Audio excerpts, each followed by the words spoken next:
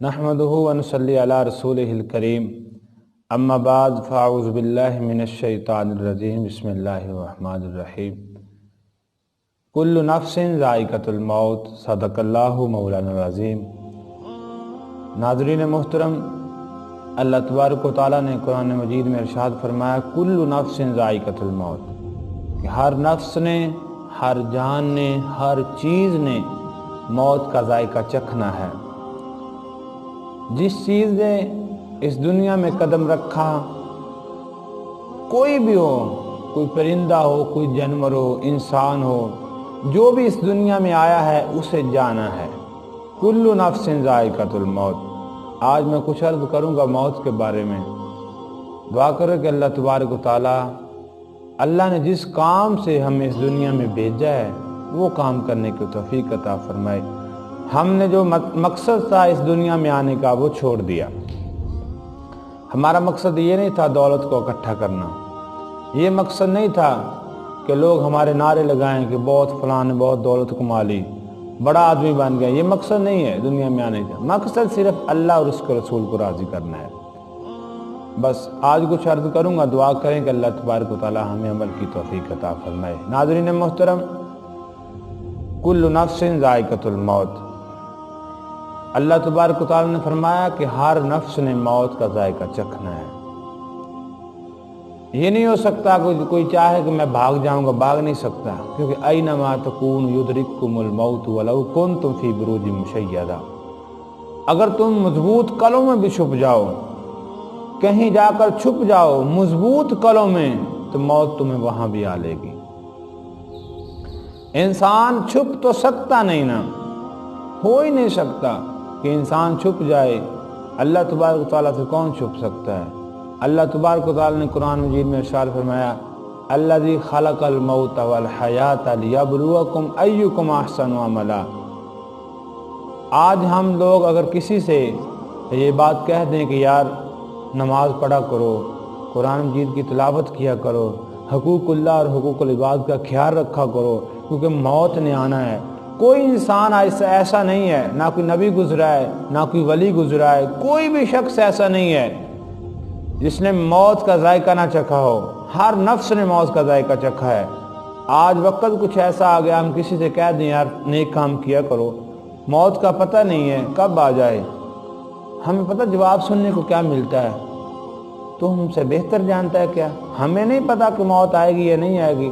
تو زیادہ بڑا ہے، کوئی زیادہ عالم دین ہے، کوئی زیادہ نیک انسان ہے، ہمیں خود پتہ ہے ہم کچھ کر لیں گے، یہ ہمیں جواب ملتا ہے۔ یہ نہیں ہونا چاہیے۔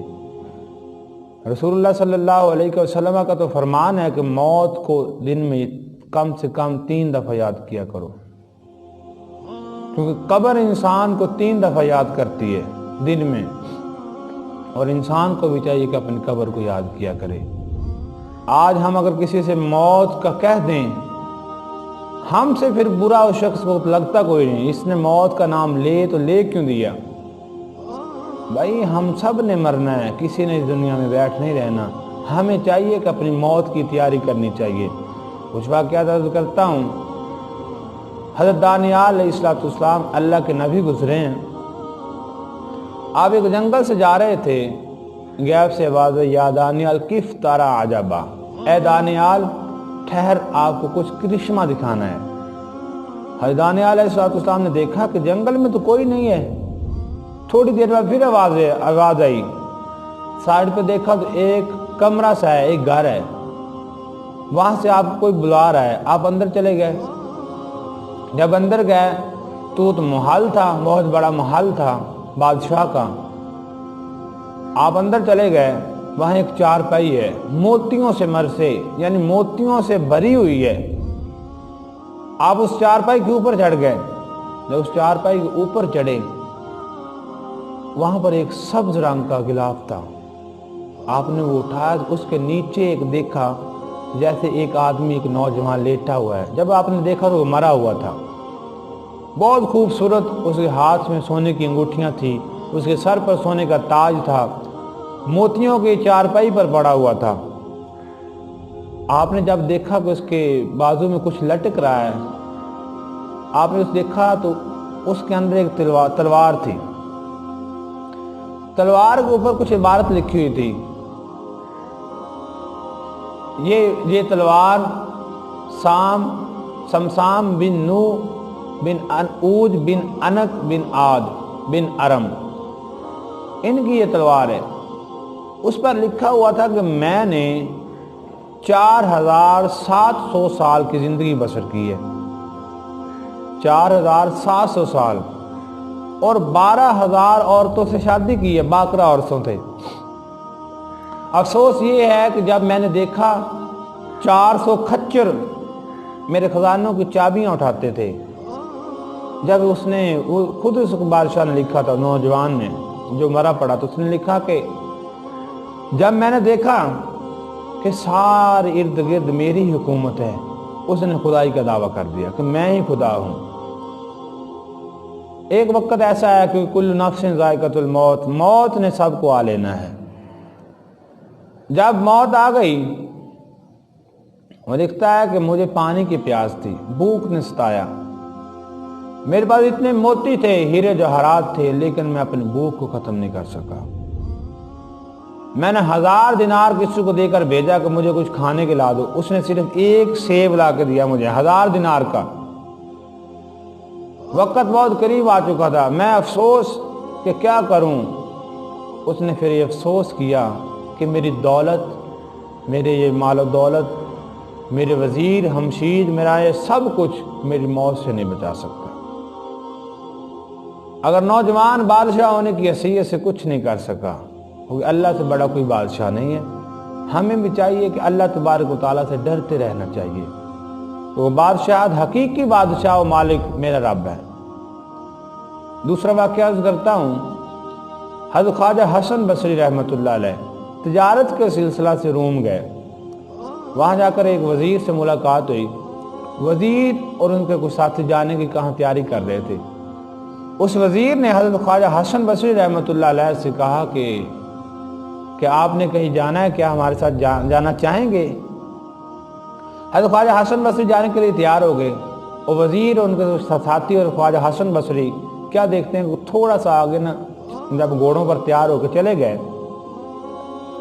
تھوڑا سا آگے جا کر کیا دیکھتے ہیں کہ ایک کمرہ ہے، کمرہ بند کمرہ ہے، اس کے ارد گرد کچھ لوگ کھڑے ہیں،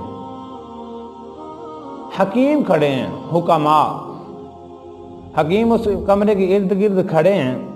وہ کچھ کہہ کر چلے گئے، واپس چلے گئے۔ اس کے بعد اس بادشاہ کے، اس رعاع کے جو فوجی تھے، جو سپاہی تھے، وہ آ کر کھڑے ہو گئے، کچھ کہا اور پھر چلے گئے۔ اس کے بعد جو ان کی کنیزیں تھیں، جو ان کی لونڈیاں تھیں، خوبصورت کنیزیں، ان کے سروں پر موتیوں کے تھال بھرے ہوئے تھے، وہ لے کر آئیں، اس کمرے کے ارد گرد کھڑی ہو گئیں، کچھ کہا اور پھر چلی گئیں۔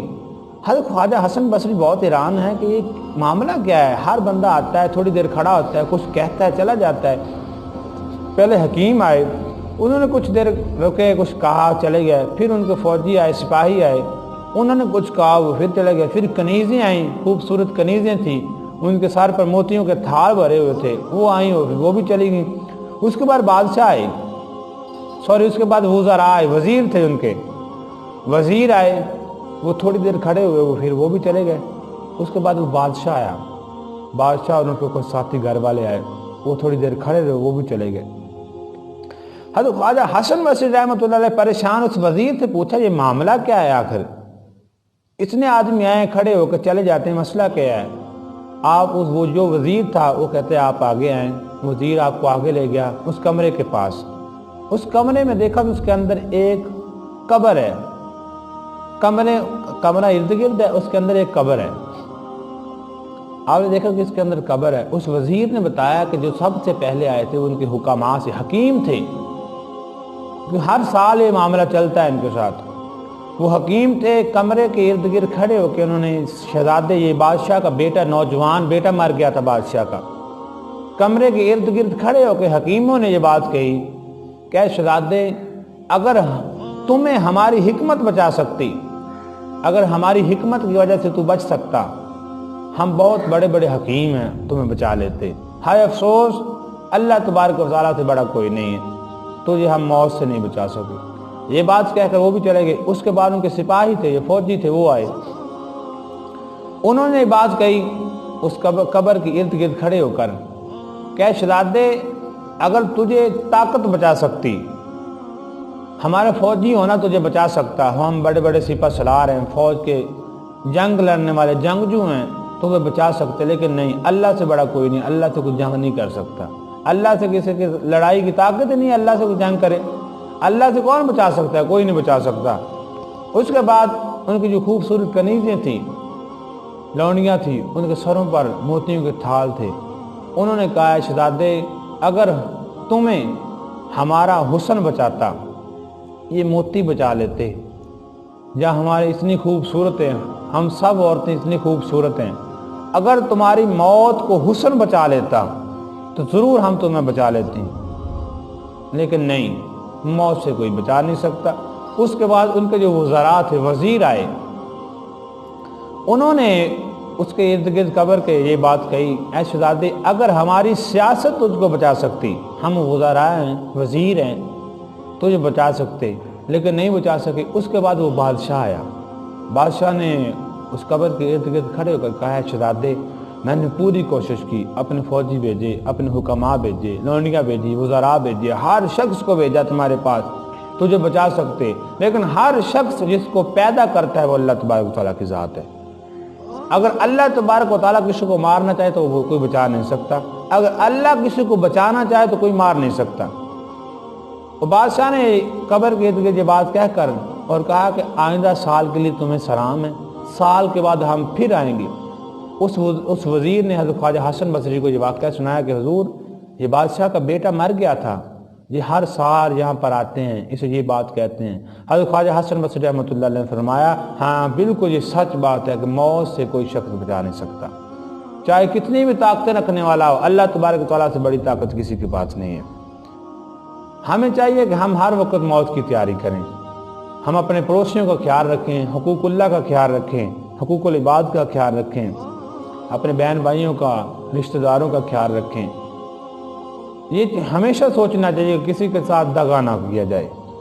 حقوق اللہ تو رب معاف کر سکتا ہے، اللہ کے حقوق ہیں، اللہ چاہے تو معاف بھی کر سکتا ہے، لیکن حقوق العباد معاف نہیں ہوگی۔ حضرت عیسیٰ علیہ السلام آپ ایک قبرستان سے گزر رہے تھے، ایک قبر والا بہت شور و گل کر رہا تھا، اس نے شور و گل کی وجہ سے حضرت عیسیٰ علیہ السلام نے اس قبر والے کو زندہ کیا اور پوچھا کہ کیا معاملہ ہے، اس نے شور کیوں کر رہا ہے؟